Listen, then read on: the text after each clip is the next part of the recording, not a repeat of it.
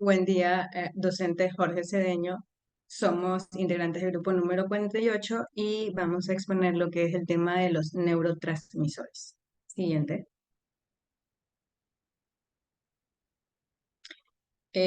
Ahora son las bibliografías que hemos obtenido al momento de hacer la investigación de los neurotransmisores. Siguiente.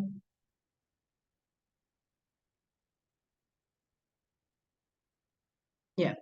Los neurotransmisores. Los neurotransmisores no son nada más que las neuronas por las cuales éstas se comunican entre sí. Los neurotransmisores liberan, obviamente, neurotransmisores, los cuales estas se llaman presinápticas y las que reciben una señal se llaman neuronas postsinápticas. Cuando estas neuronas reciben varios estímulos de factores externos, como son fármacos o algún trastorno, estos pueden ser que la producción de los neurotransmisores sea de manera postsináptica. Siguiente.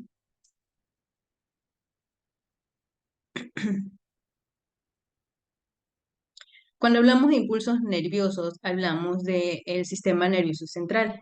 No es otra cosa en la que se puede entrelazar lo que es el axón en el cuerpo celular, el axón en la dendrita y este a la vez del cuerpo celular al cuerpo celular y la dendrita a una dendrita. Son interacciones muy complejas entre las neuronas. Cuando hablamos de propagación, hablamos de que la neurona genera un mismo potencial, ya que a la larga, el axón genera prácticamente lo que es electricidad, dependiendo de choque eléctrico, puede causar varios trastornos, en los cuales está la esclerosis múltiple y el síndrome de Gillian. También hablamos lo que es la transmisión, que cuando hablamos de transmisión hablamos de que las neuronas no se tocan entre sí. En sí reciben varias comunicación a través de los neurotransmisores por medio de impulsos eléctricos a través de una pequeña unión estrecha. Cuando hablamos de receptores, hablamos de neurotransmisores que prácticamente son estímulos proteicos. Este en sí es el que determina la sustancia concreta de lo que es la excitadora e inhibidora. Siguiente.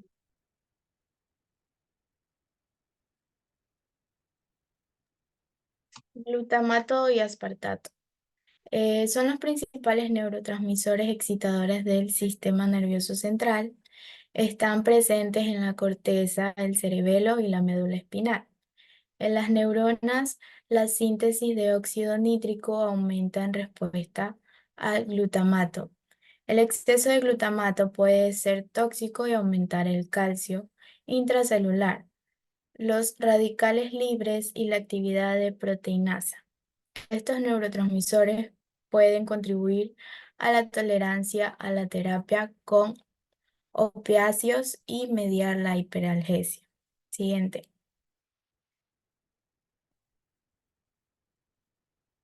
Los receptores de glutamato se clasifican como receptores NMDA, N-metildeaspartato y receptores no NMDA. La fenciclidina, PSP, también conocida como polvo de ángel, que son medicinas psicoactivas que actúan directamente en el sistema nervioso central, y la memantina, utilizada para el tratamiento de la enfermedad de Alzheimer, se unen a receptores de NMDA. Siguiente.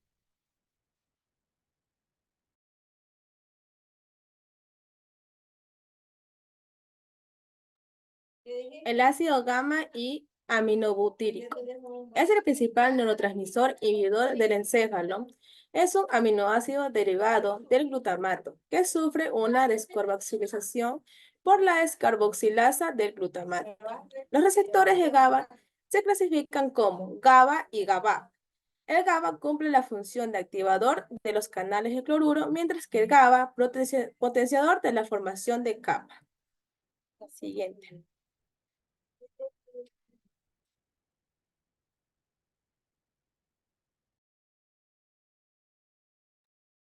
Mi nombre es Alison Muñoz, yo les voy a hablar de la serotonina.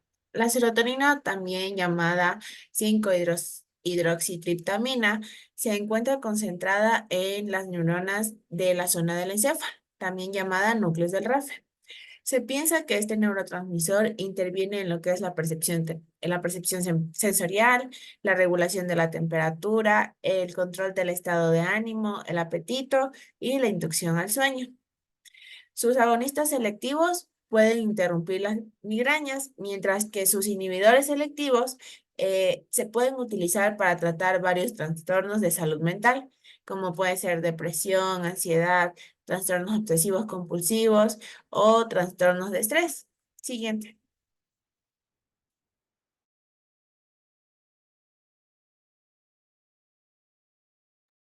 Mi nombre es Santiago Falconi.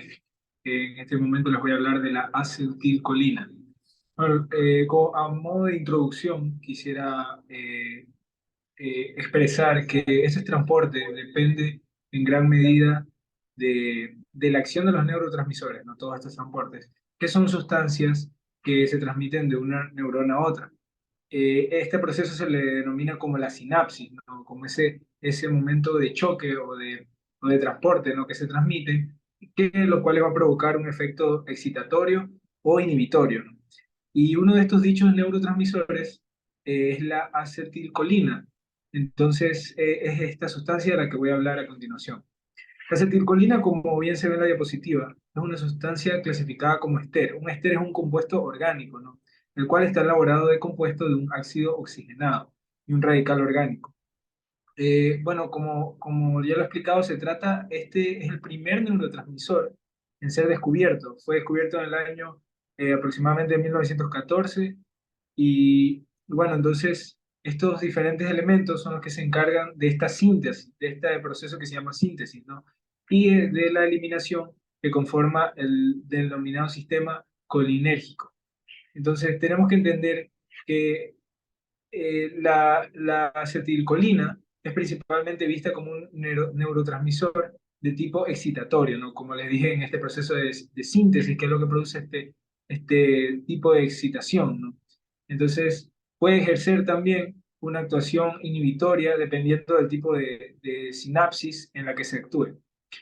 Por otro lado, también se considera que la acetilcolina es uno de los principales neurotransmisores del sistema nervioso y uno de los más comunes, los cuales se pueden encontrar a lo largo de todo el encéfalo y el sistema nervioso autónomo. Tiene varios receptores, como el receptor muscarínico, el receptor nicotínico y también tiene una degradación.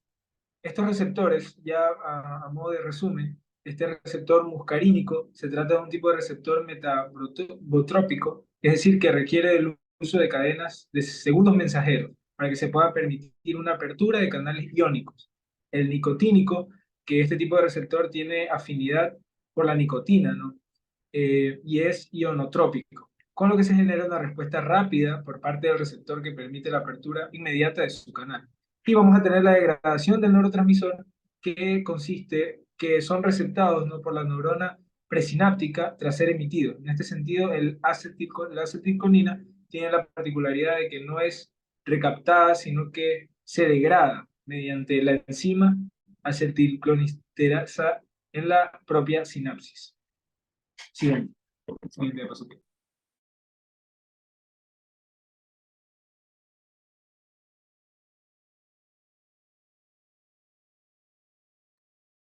La dopamina. La dopamina interactúa con los...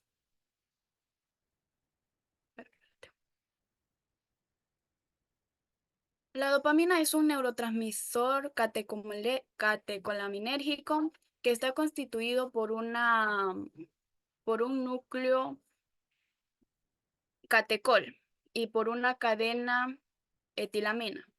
La dopamina es como la hormona que nos transmite la sensación de estar bien, como hacer lo que nos gusta. Si tenemos bastante dopamina, nos puede causar enfermedades como son la esquizofrenia, la psicosis. Y si tenemos poca dopamina, nos puede causar como ansiedad, como depresión, unas enfermedades. Tenemos que tener una dopamina normal para tenerla equilibrada. Siguiente.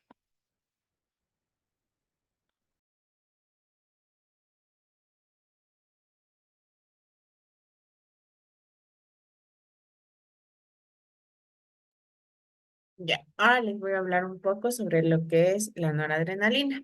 Este neurotransmisor se encuentra en la mayoría de las fibras postganglionares y de muchas neuronas centrales, como puede ser el hipotálamo. Su precursor, la tirosina, es convertido a dopamina, que es hidroxilada por la dopamina beta hidroxilasa a noradrenalina.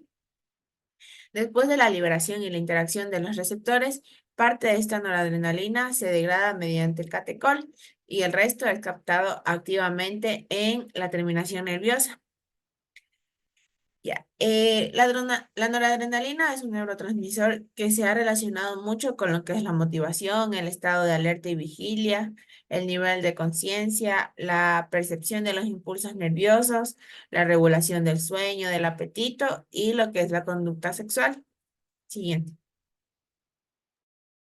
Mi nombre es Juliana Tejena y le vengo a hablar sobre las endorfinas y encefalinas. Las endorfinas son neurotransmisores producidos por el cuerpo que actúan como analgésicos naturales y generadores de bienestar emocional. Estas moléculas se liberan en respuesta al ejercicio, el estrés y otras actividades positivas, ayudando a reducir el dolor y a mejorar el estado de ánimo. Las encefalinas son péptidos opioides endógenos que actúan como neurotransmisores del sistema nervioso central y periférico que se liberan en respuesta al dolor y al estrés, ayudando a modular la percepción del dolor, eh, promoviendo las sensaciones de placer y bienestar.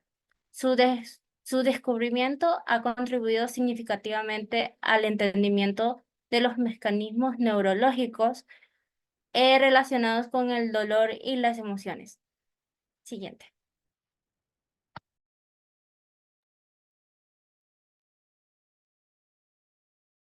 Otros neurotransmisores gaseosos adicionales incluyen monóxido de carbono, CO, y sulfuro de hidrógeno, H2S. Estos transmisores se producen en las células de todo el cuerpo, incluyendo el cerebro. El CO endógeno se genera a partir del metabolismo del hemo y puede participar en procesos que implican la generación de fiebre, la inflamación, la supervivencia celular y el control de la dilatación de los vasos sanguíneos. Varias enzimas están involucradas en la reducción del H2S, que se cree que es necesaria para que el cerebro forme y retenga recuerdos.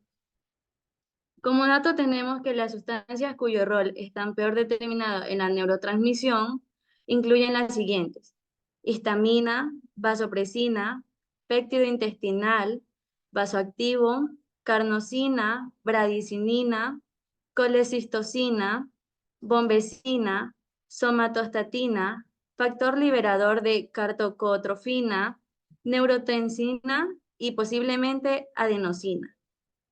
Siguiente. Muchas gracias.